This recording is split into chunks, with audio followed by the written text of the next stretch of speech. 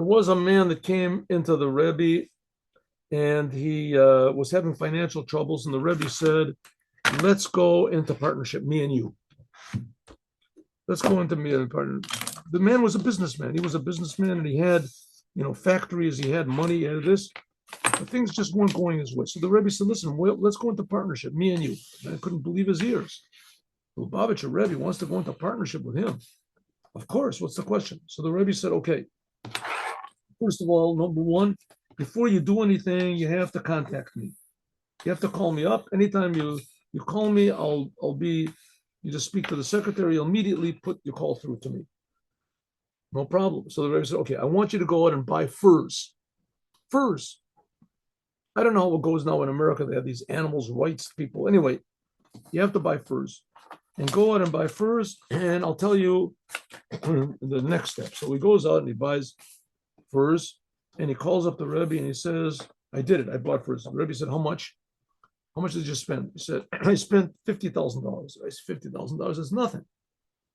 We're talking about business over here. We're not talking about."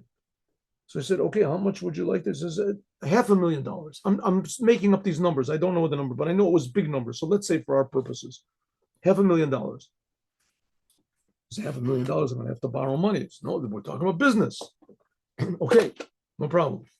So he borrows the money, $500,000. He has to put a mortgage on his factories, on his house, on his this, and he buys the furs.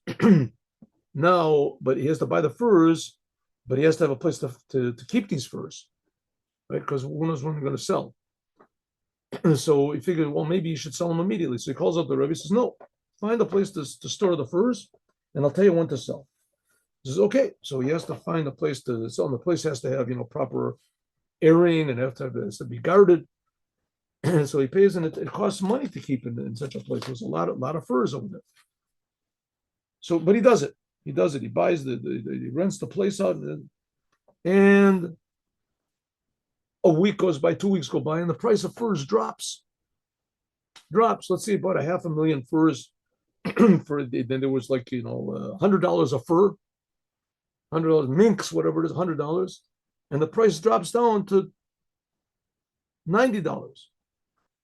So he calls up to the Rebbe. He says, "Rebbe, I think I made a mistake over here. The price is going down, and I checked, and the market is going to even go further down. Maybe we should do something else." The Rebbe says, "No, no, no, no. Just hold on." He says, "Okay." After a couple of weeks, the price drops down to $70 a fur. So he calls up there. He's really tempted. Somebody says, "Listen, I'll buy them for you right now. You want to sell? I'll buy it for you right now, 75." So he calls up the Rebbe. He says, "Rebbe, I got a buyer. I'll minimize my losses." "What losses? What are you talking about?" The Rebbe said, "The price is going down, Rebbe. I'm losing money." The Rebbe said, "Just be calm. Be calm. Don't worry about it." No. After a couple of weeks, the price goes down to $60, and then $55, 50. Every time he's calling up the Rebbe, "Rebbe, please, tremendous losses. I won't be able to cover my losses. I'm going to go bankrupt. I owe people money. I borrowed money. I can't pay them back. At least I can pay some of it back if I." But the Rebbe said, "Just be calm. The price goes down to 40. He calls the Rebbe, "Please," he's crying on the phone, "Please, shouldn't I sell?" The Rebbe said, "Please, just be calm." Right. Afterwards, the next week, there was some big fire in some place, whatever it was. There's no furs. There was a disease by the animals, whatever it was. The price goes up to 150 a fur. The Rebbe says, he calls up the Rebbe and says, "Rebbe, the price went up." The Rebbe says, "Sell." When he sells, he makes a lot of money, right? He makes $250,000, whatever. It's a lot of money, mate. It's pretty good. So he calls up the Rebbe and he says, "Rebbe, we did it. We made a fortune, a lot of money. You get your percentage, I got my percentage, right?" And an investor, whatever is the Rebbe gets 20%, whatever it is. So he gives the money to the Rebbe, the money, and the money, and he says, "Okay, Rebbe, let's do it. Let's do it again." The Rebbe says, "No, I don't want to do business with you. I don't want you as your partner. You're a very difficult partner." The Rebbe said, "Du bist a schwer Shutav. You're a very difficult partner." Okay, what does it mean? And what's the story? It's a true story. And maybe the details are, here and there, but it's a true story. What's the point? The point of the matter is you're doing business with the Rebbe. You want the Rebbe to be a partner. Is you can't go according to your own standards. You can't go according to your impulses and your urges and your hunches. You can't do it. The Rebbe is just at a totally different level of humanity and perception than we are.